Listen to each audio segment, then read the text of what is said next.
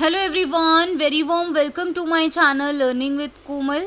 तो आज की इस वीडियो में हम corporate tax planning and management का एक बहुत ही इम्पॉर्टेंट टॉपिक कवर करेंगे जिसका नाम है डिविडेंड। तो as per income tax act 1961 के अकॉर्डिंग डिविडेंड का क्या डेफिनेशन है और डिविडेंड की क्या फॉर्म्स होती हैं, डिविडेंड के क्या प्रोविज़न्स हैं, आज हम सब कुछ डिविडेंड के बारे में पढ़ने वाले हैं। तो काफ़ी ज़्यादा इंपॉर्टेंट वीडियो होगी। वीडियो को लाइक शेयर कमेंट ज़रूर करें और चैनल को सब्सक्राइब ज़रूर करें। और चलिए फिर स्टार्ट करते हैं।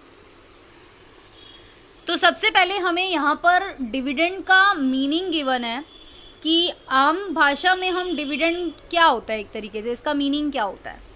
तो ऑर्डिनरी लैंग्वेज में डिविडेंड का मतलब होता है जो एक कंपनी के शेयर होल्डर को मिलता है, यानी कि एक अमाउंट जिसकी हम बात कर रहे हैं, the sum received by a share holder of a company on the distribution of its profits, कि जब एक कंपनी अपने प्रॉफिट्स का डिस्ट्रीब्यूशन करती है तो जो भी एक शेयर होल्डर को मिलता है वो डिविडेंड कहलाता है। तो whether out of taxable income और टैक्स फ्री इनकम, इसका ये मतलब है कि चाहे वो टैक्सेबल इनकम से मिले या फिर टैक्स फ्री इनकम से मिले। कहने का ये मतलब है कि हो सकता है जो वो मिल रहा है वो टैक्स ऑलरेडी डिडक्ट होके मिले या फिर वो टैक्स जो है फ्री मिले। Tax free in the sense कि पहले से ही उस पर टैक्स लग चुका है और शेयर होल्डर को उस पर आगे फर्दर टैक्स पे करने की ज़रूरत नहीं है। तो इसीलिए दोनों ही कंडीशन हो सकती हैं।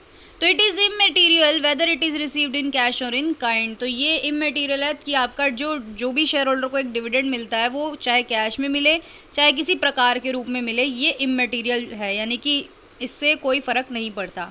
डिविडेंड तो डिविडेंड ही होता है, चाहे वो कैश में मिले चाहे वो काइंड में मिले। तो और सबसे इम्पॉर्टेंट बात, जो हमारा डिविडेंड है ये हमारा सेक्शन 2 सब सेक्शन 22E में आता है हमारे इनकम टैक्स एक्ट 1961 में। तो ये सेक्शन हमको याद रखना है, सेक्शन 2 सब सेक्शन 22E, ठीक है। अब हमें यहाँ पे डिविडेंड की डेफिनेशन गिवन है इसी सेक्शन के अंतर्गत। ये तो हमने आम भाषा में डिविडेंड का मीनिंग पढ़ा, लेकिन अब अगर हम इनकम टैक्स का पेपर लिख रहे हैं, कॉर्पोरेट टैक्स एंड मैनेजमेंट का पेपर लिख रहे हैं, तो उसमें हम कैसे डिविडेंड को डिफाइन करेंगे, तो वो हमारा सेक्शन 2 सब सेक्शन 22E के अंतर्गत आएगा as per income tax act 1961 के अकॉर्डिंग। तो यहाँ पे हमें कुछ बातें बोली गई हैं वो हम स्टडी करेंगे। फॉलोइंग डिस्ट्रीब्यूशन और payment by a company to its shareholder are deemed as dividend, कि अब कुछ हमें डिस्ट्रीब्यूशन पेमेंट्स हमें गिवन है जो एक कंपनी अपने शेयर होल्डर्स को देती है, पे करती है, उसी को ही हम क्या बोलते हैं, डीम्ड एज डिविडेंड, यानी कि उसी को हम क्या मानते हैं, डिविडेंड मानते हैं। To the extent of accumulated profit of company, इसका ये मतलब है कि एक लिमिट होगी कि जितना भी एक्यूमुलेटेड प्रॉफिट है वहीं तक ही डिविडेंड मिल सकता है, उससे ऊपर नहीं मिल सकता। नंबर 1, अब वो क्या पेमेंट हो सकती है, any distribution which entail the release of all or any of asset of the company. अच्छा, तो इसका कहने का ये मतलब है कि अगर कंपनी की कोई एसेट सेल आउट हुई या सेल की गई, उसमें से जो भी मिला वो अगर बांटा जा रहा है शेयर होल्डर्स के बीच, तो वो डिस्ट्रीब्यूशन डिविडेंड ही कहलाएगा, मतलब डिविडेंड की श्रेणी में आएगा। दूसरा, एनी डिस्ट्रीब्यूशन ऑफ डिबेंचर्स और डिपॉजिट सर्टिफिकेट या फिर बोनस शेयर, अगर एक कंपनी डिबेंचर्स का डिस्ट्रीब्यूशन कर रही है, डिपॉजिट सर्टिफिकेट दे रही है या बोनस शेयर दे रही है, तो वो भी डिविडेंड की श्रेणी में आएगा, लेकिन बिना किसी पेमेंट के चार्ज के, है ना, ये भी बात हमें ध्यान रखनी है, without any charging any payment to shareholders या जो भी है, तो वो भी जो है डिविडेंड की श्रेणी में हम गिनेंगे। और तीसरा, any distribution on it's liquidation, जब एक कंपनी का समापन हो रहा है, लिक्विडेशन हो रहा है, तो उस लिक्विडेशन के टाइम पर जब एक कंपनी डिस्ट्रीब्यूशन कर रही है, मतलब कुछ पैसा बच गया या कुछ एसेट्स बच गई, तो उसको जब बांटा जा रहा है तो वो भी डिविडेंड की श्रेणी में आएगा। D, any distribution on the reduction of its capital, जब एक कंपनी अपनी कैपिटल को रिड्यूस कर रही है ना, ये हम अकाउंट्स में पढ़ चुके हैं। कैपिटल रिडक्शन जब किया जाता है, जब एक कंपनी अपनी लाइबिलिटीज़ को कम करती है, तो उसमें जब डिस्ट्रीब्यूशन किया जाता है और वो शेयर होल्डर्स को मिलता है, तो वो भी डिविडेंड के अंतर्गत गिनेंगे हम। और fifth, any payment by a closely held company by way of advance और loan to a share holder, कि किसी क्लोजली हेल्ड कंपनी के द्वारा पेमेंट की गई, चाहे वो एडवांस के तौर पे की गई हो, चाहे लोन के तौर पे की हो गई हो शेयर होल्डर को। और being a person who is the beneficial owner of share, मतलब बेसिकली ओनर की बात हो रही है, यानी कि शेयर होल्डर की। हैविंग एटलीस्ट 10%, मतलब ऐसा शेयर होल्डर जिसकी पास कम से कम 10% वोटिंग पावर होनी चाहिए to any concern in which such share holder is a member or a partner and in which he has a substantial interest. कहने का ये मतलब है कि क्लोजली हेल्ड कंपनी के द्वारा किसी शेयर होल्डर को लोन या एडवांस के तौर पर कोई पेमेंट की गई और उस शेयर होल्डर के पास कम से कम 10% की वोटिंग पावर होना जरूरी है, तो ऐसी पेमेंट भी डिविडेंड के अंतर्गत गिनेंगे हम। Advances loan received by HUF, अगर HUF यानी कि हिंदू अनडिवाइडेड फैमिली के द्वारा अगर कुछ ऐसा पेमेंट रिसीव किया जाता है तो वो टैक्सेबल होगा, ठीक है।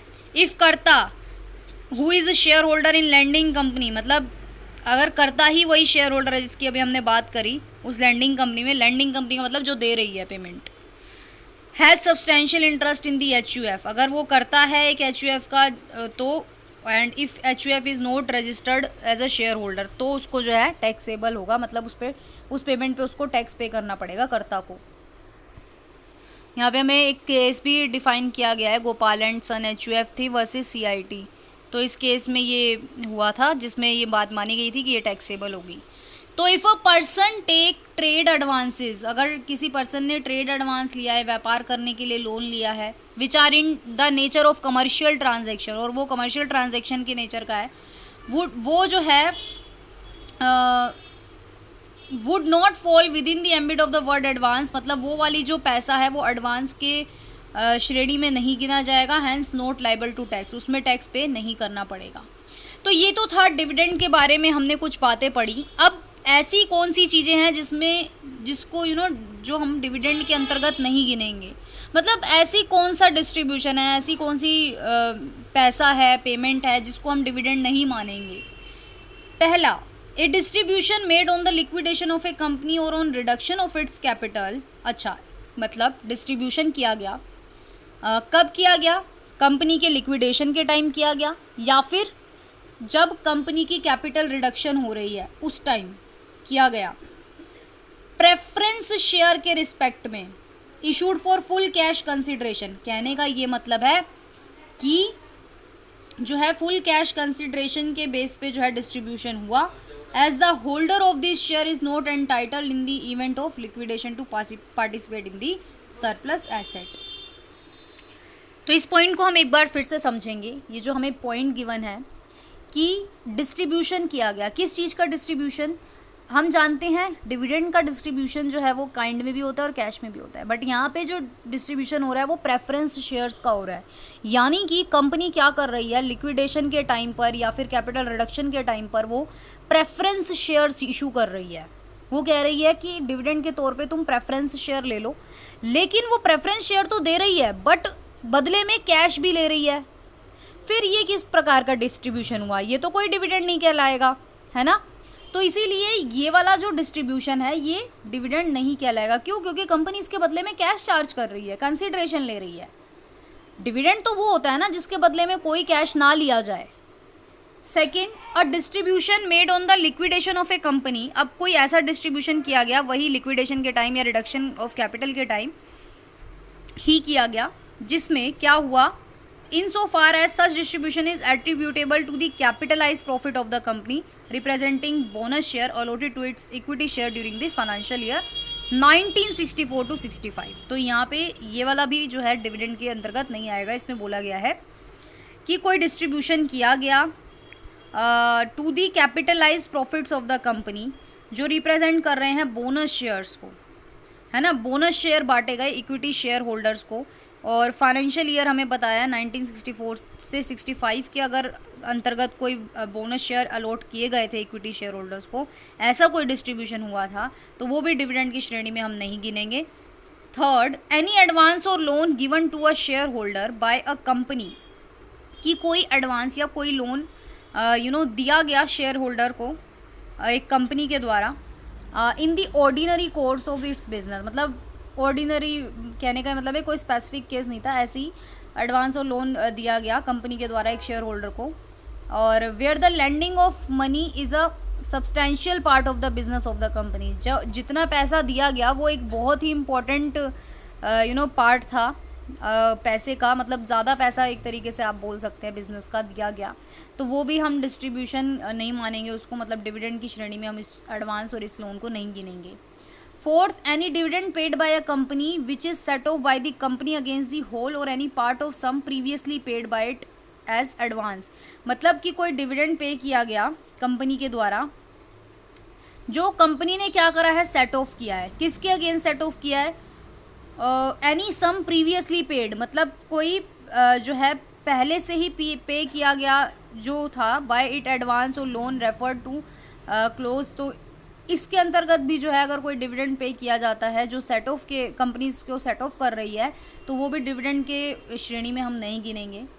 Fifth, where a company transfer its asset, जब एक कंपनी अपने एसेट को ट्रांसफर कर रही है किसी दूसरी कंपनी के पास अमालगमेशन स्कीम के अंतर्गत, हमने अमालगमेशन पढ़ा हुआ है इससे पहले, तो अमालगमेशन स्कीम के अंतर्गत जब एक कंपनी अपनी एसेट को दूसरी कंपनी में ट्रांसफ़र कर रही है तो उस ट्रांसफ़र को भी हम डिस्ट्रीब्यूशन नहीं मानेंगे और वो भी डिविडेंड की श्रेणी में हम नहीं गिनेंगे।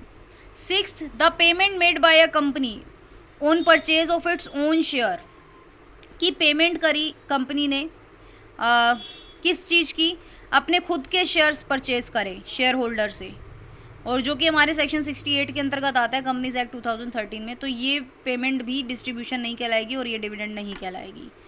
Seventh, any distribution of share pursuant to a demerger by the resulting company, कोई शेयर्स का डिस्ट्रीब्यूशन किया गया और डीमर्ज कंपनी की बात की गई है, तो यानी कि डीमर्ज कंपनी के केस में अगर कोई शेयर्स डिस्ट्रीब्यूट किए जाते हैं तो वो भी हमारे डिविडेंड की श्रेणी में नहीं गिने जाएंगे। अब आता है एक टर्म एक्यूमुलेटेड प्रॉफिट्स, तो ये जो टर्म है एक्यूमुलेटेड प्रॉफिट एक बहुत ही इंपॉर्टेंट है for deeming a payment to be dividend under section 2 sub section 22। तो अब इसका जो मतलब है यानी कि एक्यूमुलेटेड प्रॉफिट में वो कंपनी के सभी प्रॉफिट्स इंक्लूड होंगे up to the date of distribution except capital gain arising, मतलब डिस्ट्रीब्यूशन जिस डेट को किया गया उस डेट तक के जितने भी प्रॉफिट्स होंगे वो सभी एक्यूमुलेटेड प्रॉफिट कहलाएंगे। ठीक है, तो यहाँ तो हमें एक्यूमुलेटेड प्रॉफिट के बारे में डिटेल गिवन है, तो हमारा जो मेन टॉपिक है डिविडेंड वो हम स्टडी कर रहे हैं। अब कुछ अदर एस्पेक्ट्स है जो डिविडेंड से रिलेटेड हैं, जैसे कि फर्स्ट नॉर्मल डिविडेंड। कौन सा डिविडेंड नॉर्मल होता है कि कोई भी प्रकार का डिविडेंड जो कंपनी डिक्लेयर कर रही है अपनी एनुअल जनरल मीटिंग में वो क्या कहलाएगा, नॉर्मल डिविडेंड कहलाएगा। ठीक है, डीम्ड डिविडेंड की बात करें तो deemed dividend is deemed to be the income of the previous year, मतलब वो प्रीवियस ईयर की इनकम कहलाएगी जिसको which it is so distributed और पेड, कहने का मतलब है जिसको पे करना है अभी, मतलब जो पे करनी ही पड़ेगी। डीम्ड डिविडेंड मतलब जिसको पे करना ही पड़ेगा वो डीम्ड डिविडेंड होगा।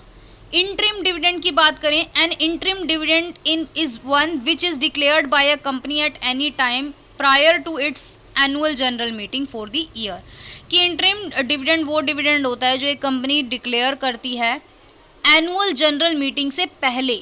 साल में हमारी एक साल में एक बार हमारी एनुअल जनरल मीटिंग होती है, उससे पहले अगर कंपनी ने डिक्लेयर किया है कोई डिविडेंड तो वो इंटरिम डिविडेंड कहलाता है।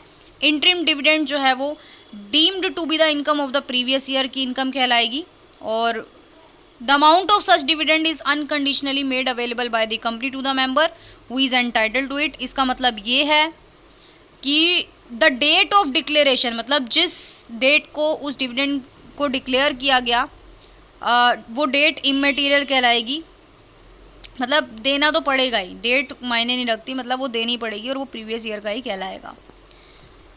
उसके बाद हमारा प्लेस ऑफ अक्रूवल की बात करें तो dividend paid by any Indian company outside India, अगर डिविडेंड पे किया गया इंडियन कंपनी के द्वारा आउटसाइड इंडिया में तो वो हम अक्रू और अराइज इन इंडिया ही मानेंगे, यानी कि वो इंडिया की ही इनकम है वही मानेंगे हम, इंडिया का ही डिविडेंड मानेंगे, भले ही आपने जो है एक इंडियन कंपनी ने आउटसाइड ही क्यों ना पे किया हो डिविडेंड, वो डीम टू अक्रू और राइज इन इंडिया ही कहलाएगा।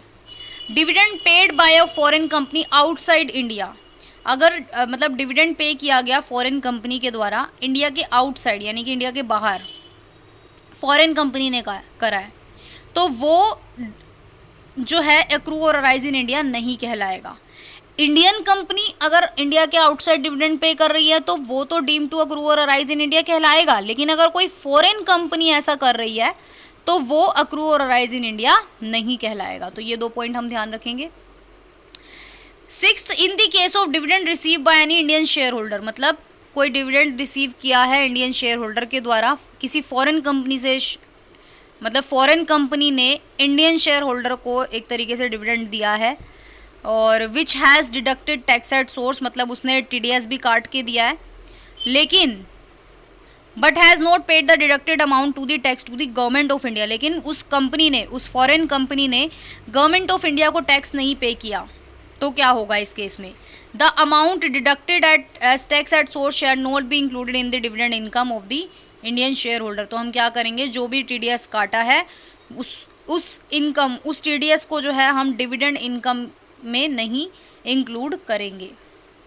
However where the SSC is entitled to double taxation relief, कहने का ये मतलब है कि उस शेयर होल्डर, उस इंडियन शेयर होल्डर का वहाँ से भी टैक्स कट गया, क्योंकि फॉरेन कंपनी ने ऑलरेडी TDS काट के दिया, लेकिन उस फॉरेन कंपनी ने गवर्नमेंट ऑफ इंडिया को पे ही नहीं करा। तो अब इस केस में गवर्नमेंट कह रही है कि मैं जिम्मेवार नहीं हूँ इस चीज़ का, मुझे टैक्स चाहिए, अब आप दो। इंडियन शेयर होल्डर से उसने टैक्स लिया, लेकिन इससे क्या हुआ, इंडियन शेयर होल्डर को 2 बार टैक्स पे करना पड़ गया। तो इससे हम जो है, हमारी गवर्नमेंट ऑफ इंडिया ने एक हमें रिलीफ दिया हुआ है जिसको कहते हैं डबल टैक्सेशन रिलीफ, 91 सेक्शन के अंतर्गत आता है, डबल टैक्सेशन रिलीफ उसको मिल जाएगा, ताकि जो है डबल टैक्स का बर्डन ना पड़े उसके ऊपर, तो रिलीफ मिल जाएगा बाद में।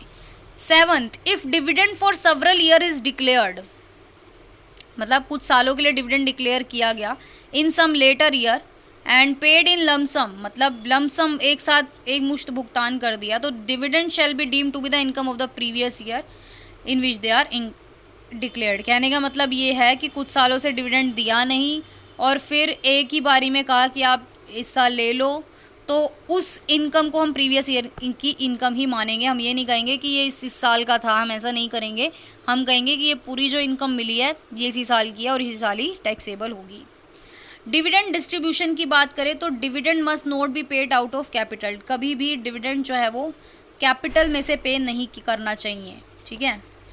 अब आते हैं हमारे कुछ provision, tax on distributed income of domestic company for buy back of shares. तो कुछ प्रोविज़न्स हैं इसके रिगार्डिंग, डिविडेंड के रिगार्डिंग, वो हम पढ़ेंगे। तो ये हमारे आते हैं सेक्शंस 115 QA, 115 QB, 115 QC। तो ये 3 सेक्शन है। Tax on distributed income of domestic company, मतलब डोमेस्टिक कंपनी जो है डिस्ट्रीब्यूशन कर रही है डिविडेंड का, और for buy back of share की भी बात की गई है, तो इस पर क्या टैक्स लगेगा। तो रेट ऑफ टैक्स की बात की गई है। बाय बैक मतलब अपने खुद के शेयर्स खरीद लेना, इस केस में टैक्स के बारे में हमें डिटेल गिवन है। तो रेट ऑफ टैक्स बोला गया है कि अगर कोई डोमेस्टिक कंपनी अपने खुद के शेयर्स बाय बैक करती है, मतलब खुद शेयर होल्डर से वापस खरीद लेती है, तो it shall be liable to pay additional income tax. तो उस डोमेस्टिक कंपनी को एडिशनल इनकम टैक्स पे करना पड़ेगा। क्यों? ऑन द डिस्ट्रीब्यूटेड इनकम, क्योंकि उन्होंने पैसा दिया ना शेयर होल्डर्स को, फ्री में थोड़ी ना शेयर होल्डर वापस करेगा। कंपनी पैसा देगी उस शेयर होल्डर को, तभी तो अपने बाय बैक कर पाएगी। बाय मतलब खुद के वापस से खरीद लेना शेयर्स। तो अब कंपनी ने वो पैसा दिया जब जाके अपने शेयर्स खरीदे, तो इस पे कंपनी को एडिशनल इनकम टैक्स पे करना पड़ेगा 20% का, सरचार्ज लगेगा 12%, हेल्थ एंड एजुकेशन सेस लगेगा 4%। However, the company shall not be liable to pay tax on such buyback of shares in respect of which public announcement has been made before 5/7/2019। तो अगर 5 जुलाई 2019 से पहले अगर उस कंपनी ने, उस डोमेस्टिक कंपनी ने अनाउंसमेंट कर दी थी तो उसको टैक्स पे नहीं करना पड़ेगा, लेकिन अगर बाद की बात है ये तो उसको टैक्स पे करना पड़ेगा। डिस्ट्रीब्यूटेड इनकम का क्या मतलब है? Means the consideration paid by the company, है ना। अब कंपनी अपने खुद के शेयर खरीद रही है वापस, तो पैसा तो देगी ना शेयर होल्डर को कि ये लो पैसा और हमारे शेयर हमको वापस दो, तो वही डिस्ट्रीब्यूटेड इनकम है, that's it. Second, payment of tax की बात करें तो tax shall be paid to the credit of the central government within 14 days. तो टैक्स पे करना है, tax shall be paid to the credit of the central government within 14 days from the date of payment of consideration to the share holders. तो tax pay करना है 14 दिन के अंतर्गत अंदर ही, जब वो कंसिडरेशन दिया गया शेयर होल्डर्स को। कहने का मतलब है जब बायबैक कंपनी ने किया तो उसके 14 डेज के अंदर ही जो है टैक्स पे कर देना चाहिए सेंट्रल गवर्नमेंट को। पेमेंट ऑफ इंटरेस्ट की बात करें तो अगर if the principal officer of the company और the company fail to pay the tax, अगर कंपनी ने टैक्स पे नहीं करा टाइम पे, तो कंपनी को जो है हर महीने के हिसाब से 1% का इंटरेस्ट देना पड़ेगा। ठीक है, जितने देर करेंगे उस हिसाब से एक महीने का 1% चार्ज मतलब इंटरेस्ट पे करना पड़ेगा। टैक्स तो देना ही पड़ेगा, साथ में ब्याज के साथ देना पड़ेगा। और इफ़ द प्रिंसिपल ऑफिसर और द कंपनी डज नॉट पे tax on distributed income with in prescribe time, मतलब टाइम पर नहीं दिया, तो उसको हम क्या मानेंगे, असेसी इन डिफ़ॉल्ट मानेंगे, यानी कि उन्होंने टैक्स पे नहीं किया, यानी कि डिफ़ॉल्टी का केस मानेंगे हम। और ऑल दी प्रोविज़न फिर उस पर लगेंगे और इनकम टैक्स की रिकवरी की जाएगी, मतलब पेनल्टी वगैरह लगेगी। Tax liability of share holders की अब हम बात करते हैं, तो इस केस में टैक्स लाइबिलिटी शेयर होल्डर्स की क्या रहेगी, तो income arising to the share holders in respect of such buyback by the company shall be exempt. अब देखिए, शेयर होल्डर्स ने अपने शेयर्स बेचे, कंपनी को वापस दे दिए, मतलब बेच दिए, तो अब इस केस में जो पैसा उनको मिलेगा अपने शेयर्स के ऊपर, तो वो मतलब टैक्सेबल नहीं होगा, एग्जेम्प्ट होगा, उस पर उस शेयर होल्डर को पैसा टैक्स पे करने की ज़रूरत नहीं है, टैक्स लाइबिलिटी कोई नहीं बनेगी।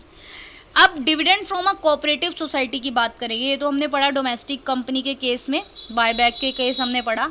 अब dividend from a cooperative society की बात कर लेते हैं, तो amount received as dividend from the cooperative society की अमाउंट रिसीव की गई डिविडेंड के तौर पे किससे मिली है, कोऑपरेटिव सोसाइटी से मिली है, तो वो हम इनकम में इंक्लूड करेंगे। क्यों, क्योंकि कोऑपरेटिव सोसाइटी ने डिविडेंड दिया है, तो वो हमारी इनकम कहलाएगी शेयर होल्डर्स की। तो however the cooperative society is not empowered to deduct tax at source, मतलब कोऑपरेटिव सोसाइटीज़ जो होती है ना, वो टीडीएस नहीं काटती, तो इसीलिए question of grossing of the dividend does not arise. तो अब इसके बारे में हम पढ़ लेते हैं एक बारी, आगे क्या गिवन है। Tax on certain dividend receive from foreign companies, तो अभी हमने डोमेस्टिक का केस पढ़ा, कोऑपरेटिव का पढ़ा, अब हम पढ़ रहे हैं सेक्शन 115 BBD। 115 BBD के अकॉर्डिंग फॉरेन कंपनी से अगर हमें डिविडेंड मिल रहा है तो उस पर क्या टैक्स प्रोविजंस हैं। तो where the total income of an Indian company include any income by way of dividend declare by a specified foreign company. अब देखिए, इंडियन कंपनी की टोटल इनकम में फॉरेन कंपनी के द्वारा दिया गया कुछ अमाउंट, कुछ डिविडेंड वाली इनकम भी इंक्लूडेड है। मतलब मैं अगर एक इंडियन कंपनी हूँ और मैंने किसी फॉरेन कंपनी में इन्वेस्टमेंट कर रखा है, तो और मुझे उस फॉरेन कंपनी से डिविडेंड मिल रहा है, तो वो मेरी मैं एक इंडियन कंपनी हूँ, मेरी कंपनी में वो इनकम इंक्लूड की जाएगी, है ना। तो अब मैं यानी कि Indian company shall be liable to tax as under, तो मुझे टैक्स पे करना पड़ेगा उस डिविडेंड इनकम पर। कितना टैक्स पे करना पड़ेगा, 15% का। सरचार्ज 7% का, अगर 1 करोड़ से ज़्यादा इनकम है, 10 करोड़ से कम है तो 7%, और अगर 10 करोड़ से ज़्यादा अगर इनकम हो रही है मुझे डिविडेंड से, तो 12% का मेरे को सरचार्ज पे करना पड़ेगा। हेल्थ एंड एजुकेशन वही हमारा 4% रहेगा, और on other income as per other provisions जो भी है, और दूसरी इनकम होगी वो इनकम टैक्स के प्रोविजंस के अंतर्गत होगी। उसके बाद in computing the income no deduction in respect of any expenditure और अलाउंस शैल बी अलाउड। इस केस में कोई भी डिडक्शन नहीं मिलेगी असेसी को या इंडियन कंपनी को बोल सकते हैं। Dividend shall have the same meaning, जो अभी हमने पढ़ा डिविडेंड का वही सेम मीनिंग रहेगा। स्पेसिफाइड फॉरेन कंपनी का मतलब ये है ऐसी foreign company in which the Indian company hold 26%, मतलब उस इंडियन कंपनी ने उस फॉरेन कंपनी में 26% या उससे ज़्यादा के शेयर होल्डिंग है उस कंपनी की, समझ रहे हैं, तो वो स्पेसिफाइड फॉरेन कंपनीज कहलाएगी। अच्छा, तो हम ये बात ध्यान रखेंगे, बहुत ही इंपॉर्टेंट बात है ये। स्पेसिफाइड फॉरेन कंपनी, आप वहाँ पे ये लिख कर आएंगे, सिर्फ फॉरेन कंपनी नहीं लिखना, स्पेसिफाइड फॉरेन कंपनी लिखना है। और स्पेसिफाइड फॉरेन कंपनी का मतलब क्या है कि इंडियन कंपनी के कम से कम 26% या उससे ज़्यादा इन्वेस्ट करना पड़ेगा उस फॉरेन कंपनी में, तब वो स्पेसिफाइड फॉरेन कंपनी कहलाएगी। अब टैक्स प्लानिंग की बात कर लेते हैं, tax planning in relation to dividend income. तो अब एक डोमेस्टिक कंपनी जो है वो बोनस शेयर इशू कर सकती है अपने इक्विटी शेयर होल्डर्स को, है ना। हम जानते हैं ना, टैक्स प्लानिंग, टैक्स बचाना है, टैक्स की लायबिलिटी को कम करना है। तो अब इस केस में डोमेस्टिक कंपनी क्या कर सकती है, इस केस में जो है ना, डोमेस्टिक कंपनी क्या कर सकती है, बोनस शेयर इशू कर सकती है डिविडेंड के तौर पे इक्विटी शेयर होल्डर्स को। कैश नहीं दे रही, क्या दे रही है, बोनस शेयर दे रही है। तो इस मेथड से क्या होगा, इस तरीके से क्या होगा, डोमेस्टिक कंपनी जो है वो टैक्स बचा पाएगी 115O सेक्शन के अंतर्गत। तो इससे क्या होगा, शेयर होल्डर्स की टैक्स लायबिलिटी बढ़ जाएगी लेकिन कंपनी की कम हो जाएगी। ठीक है, एक सेकेंड। और दूसरा, payment made by a closely held company to a share holder.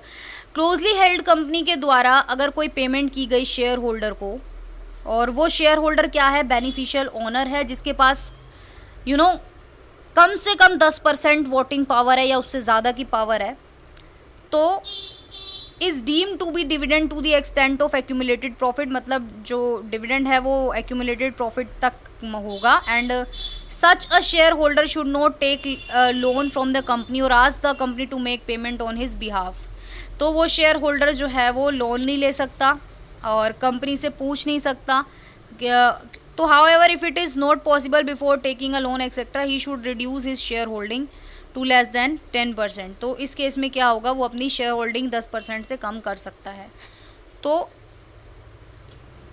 आगे हमारा आता है, similarly a concern in which the aforesaid share holder has substantial interest. अगर किसी शेयर होल्डर का सब्सटैंशियल इंटरेस्ट होता है, सब्सटैंशियल का मतलब है कि कम से कम 20% वोटिंग पावर होना, सब्सटैंशियल इंटरेस्ट वो होता है। तो वो जो है क्लोजली हेल्ड कंपनी से उधार नहीं ले सकता, otherwise it will be tax. तो अगर वो लेगा ऐसा तो टैक्स होगा, टैक्स लगेगा उस पर। और tax as deemed dividend in the hands of lending company, मतलब लैंडिंग यानी कि जो कंपनी दे रही है उधार, उस पर टैक्स लगेगा। तो अगर आपको टैक्स प्लानिंग करनी है तो इन पॉइंट्स का ध्यान रखना पड़ेगा। अब आते हैं कि कुछ फॉर्म्स होती हैं, कुछ टाइप ऑफ डिविडेंड्स होते हैं, कंपनी जो है पे करती है अपने शेयर होल्डर्स को। तो पहला है कैश डिविडेंड, मतलब टाइप्स ऑफ डिविडेंड हम स्टडी करने जा रहे हैं, तो बहुत ही ईजी है। कैश डिविडेंड नाम से ही पता चल रहा है कैश में पेमेंट करना। तो मोस्ट कॉमन फॉर्म है, शेयर होल्डर जो है वो रिसीव करते हैं cash for each share, her share के बदले जो है कैश रिसीव करते हैं वो, है ना, डिविडेंड के तौर पे। तो बोर्ड ऑफ डायरेक्टर जो है अनाउंस करते हैं डिविडेंड पेमेंट, जो भी डिक्लेरेशन की डेट होती है उस पर बता देते हैं कि हाँ भाई इतनी पेमेंट जो है वो बांटी जाएगी एज अ डिविडेंड। तो कंपनी असाइन करती है डिविडेंड टू दो share holder who were holding the status of the share holder of that company. Company उन्हीं को ही डिविडेंड देती है जिनके पास शेयर होल्डर होल्डिंग का क्या होता है, स्टेटस होता है, मतलब उनके पास वो शेयर्स होते हैं उस डेट ऑफ रिकॉर्ड पे। मतलब आज मेरे पास वो शेयर है और आज ही कंपनी ने डिविडेंड डिक्लेयर किया है, तो मुझे जो है उस पर क्या मिल जाएगा, डिविडेंड मिलेगा। तो record date and ex dividend date are two very important concept. तो रिकॉर्ड डेट और एक एक्स डिविडेंड डेट जो है वो बहुत इंपॉर्टेंट है, कंसेप्ट है यहाँ पे। एक होती है रिकॉर्ड, यानी कि जिस दिन हम रिकॉर्ड कर रहे हैं, record date. The dividend are issued on the date of payment. जो डिविडेंड इशू किए जाते हैं वो पेमेंट की डेट पे इशू किए जाते हैं, but for distributing cash dividend, लेकिन अगर हमें कैश डिविडेंड डिस्ट्रीब्यूट करना है तो company need to have positive retained earnings. Company के पास खुद के पास जो है अर्निंग्स होनी चाहिए, इतना कैश होना चाहिए डिस्ट्रीब्यूशन के लिए। तो बेसिकली कैश डिविडेंड यही था। बोनस शेयर की बात करें, हम जानते हैं इसको हम स्टॉक डिविडेंड भी बोलते हैं। स्टॉक क्यों कह रहे हैं, क्योंकि शेयर्स क्या है, स्टॉक ही तो होती है। तो हम क्या कर रहे हैं, कैश नहीं दे रहे शेयर होल्डर्स को, हम क्या कर रहे हैं, उनको शेयर्स दे रहे हैं, जिसको कह रहे हैं हम बोनस शेयर। इसके बदले हम उनसे कुछ भी पैसा चार्ज नहीं कर रहे, एज अ डिविडेंड हम उनको पे कर रहे हैं। तो ये कंपनी में हैव लो ऑपरेटिंग कैश। अब हो सकता है ना कंपनी के पास पैसा ना हो, वर्किंग कैपिटल या शॉर्ट टर्म पैसे की कमी हो, तो इस केस में कंपनी क्या करती है, अपने इन्वेस्टर्स को खुश करने के लिए बोनस शेयर इशू कर देती है एज अ डिविडेंड। तो यहाँ पे बोला भी ये है कि example, suppose a person possesses 10 share, एक पर्सन के पास उस कंपनी के 10 शेयर है, तो और कंपनी कह रही है कि बोनस शेयर वो इशू कर रही है, हर 2 शेयर पे 1 शेयर दे रही है। तो अब किसी के पास 10 शेयर है तो उसको 5 शेयर मिल जाएंगे एज अ बोनस शेयर, ठीक है ना। शेयर रीपरचेज की बात करें तो शेयर रीपरचेज तब होता है जब कंपनी अपने खुद के शेयर्स मार्केट से बाय बैक करती है और अपनी नंबर ऑफ शेयर्स को रिड्यूस करती है। तो this is considered an alternative to the dividend payment as cash is return to the investor in another way. तो बेसिकली इसको भी हम क्या बोलते हैं, एक अल्टरनेटिव ही बोलते हैं डिविडेंड पेमेंट का, क्योंकि हम उनको कैश तो वापस कर ही रहे हैं ना उस शेयर के बदले। तो ये शेयर रिपर्चेज भी इसके अंतर्गत आएगा। प्रॉपर्टी डिविडेंड की बात करें तो company make the payment in the form of asset. जब कंपनी डिविडेंड की पेमेंट कर रही है एसेट की फॉर्म में, कंपनी कह रही है ये एसेट ले लो, तो वो होता है प्रॉपर्टी डिविडेंड। तो asset could be any of this equipment, inventory दे सकती है, व्हीकल दे सकती है, कोई और अदर एसेट दे सकती है जिसकी फेयर वैल्यू हो, है ना, उस अकॉर्डिंग जो है, तो वो प्रॉपर्टी डिविडेंड होगा। स्क्रिप डिविडेंड की बात करें तो ये एक तरीके का प्रोमिसरी नोट होता है, शेयर होल्डर को बोला जाता है कि ये लो नोट, हम आपको बाद में डिविडेंड ज़रूर पे करेंगे। तो this type is used when the company does not have sufficient fund. तो ये टाइप जब यूज़ किया जाता है जब कंपनी के पास पैसा नहीं होता। उसके बाद लिक्विडेटिंग डिविडेंड आता है when the company return the original capital contributed by the equity share holder as a dividend. मतलब कि when the company returns the original, मतलब कंपनी वापस कर देती है शेयर होल्डर को उनका पैसा, तो वो क्या कहलाता है, लिक्विडेटिंग डिविडेंड। मतलब कंपनी समाप्त हो रही है और कंपनी क्या कह रही है, अपना शेयर, हम जानते हैं ना शेयर होल्डर्स को कंपनी के जीवन काल में, कंपनी के लाइफ टाइम में पैसा हम वापस नहीं करते, लेकिन लिक्विडेशन के केस में वापस कर सकती है कंपनी। तो उस केस में अगर कंपनी वापस करती है शेयर होल्डर का पैसा तो वो लिक्विडेटिंग डिविडेंड कहलाता है। और ये साइन होता है कि कंपनी जो है अपना बिजनेस बंद कर रही है। तो ये था डिविडेंड का टॉपिक। आई होप बिल्कुल क्लियर होगा। और वीडियो को लाइक शेयर कमेंट ज़रूर करें। Thank you so much.